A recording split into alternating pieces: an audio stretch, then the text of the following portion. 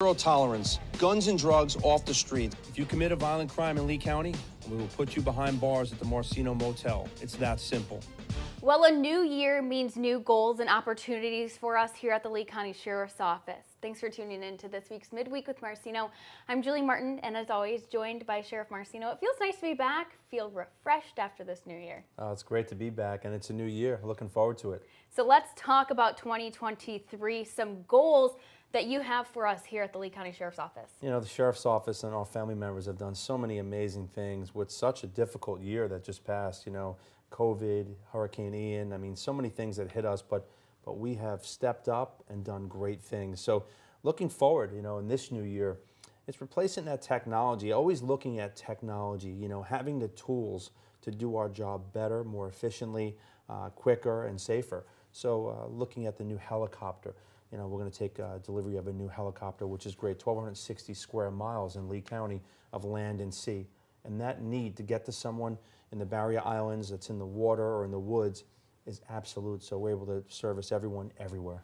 You started talking about those new tools and pieces of technology. I know that helicopter we're extremely thankful for to have here. Let's talk about the modernizing of our vehicles and our fleet as well, but also we're continuing to upgrade our technology to use those latest and greatest pieces in our investigations every day. Well, when a citizen calls 911 or need the Sheriff's Office, we have to get to them. You know, we have 1,000 vehicles on the roadway, and I'm proud that, you know, thanks to our great county commissioners and our county manager helping us and funding us, that we're able to have an amazing fleet that we're constantly updating. One, the appearance is great because people see a professional product, and two, being able to get to someone very quickly utilizing the state-of-the-art technology. Something that was in the works late last year and now we're really getting ready to launch it is our school threat enforcement team, expanding that, and that's especially important as students return to school next week. School safety has always been number one for me. We have over 100,000 children that go to schools in Lee County and over 122 schools. And again, children go to school to learn and to be safe and to make certain they come home. We have zero tolerance for anything else other than that. So increasing that school threat enforcement team, they're monitoring social media. They're looking at the flag words. They are monitoring people that have gone off the beaten path and made threats. It's constant. But I will tell you, every single angle, we cross the T's, dot the I's, and our children are going to be safe in those schools.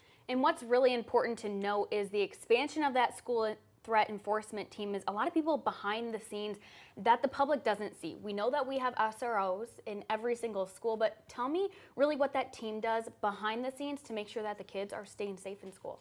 So SROs are in every school. No school is left unmanned. And I will tell you that our school threat enforcement team now, when a threat comes through, they do a complete assessment. They document that assessment. They look at social media. They see who's involved. And they keep a file so that we make sure we don't just take the call and throw it aside and go to the next one. But now we monitor those threats on social media, and we're certain that we literally check again, crossing every T, dotting every I to make certain we do everything to protect our children. This is the number one goal here. And your initiative has always been Safe Kids, Safe Schools. Tell me the need for this expansion and why you see that in our county. You know, it's unfortunate. You know, years and years ago, people would have an argument, a disagreement, even a fight, and then they were best friends. Well, today we see active shooter. We see threats of violence, threats of shooting up schools.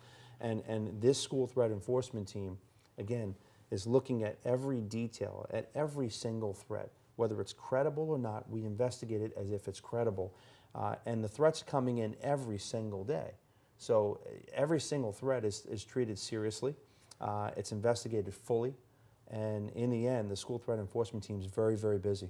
We have a lot of great things coming in 2023 with our Sheriff's Office, but let's talk specifically about you, Sheriff, as you're going into this new year. What kind of goals or maybe a New Year's resolution do you have for yourself? So first, I'm so excited. It's a new year. 23 is going to be a great year. I have a great feeling it will be a great year.